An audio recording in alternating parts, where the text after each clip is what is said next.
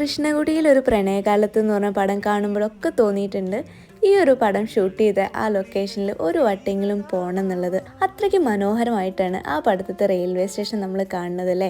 പക്ഷെ പിന്നെയാണ് ഞാൻ അറിഞ്ഞത് ഞാൻ എത്രയോ വട്ടം ആ ഒരു സ്റ്റേഷൻ ക്രോസ് ചെയ്തിട്ടുണ്ടെന്നുള്ളത്.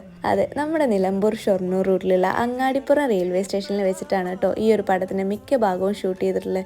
കേട്ടാൽ നിങ്ങൾക്ക് വിശ്വസിക്കാൻ പറ്റുമോ?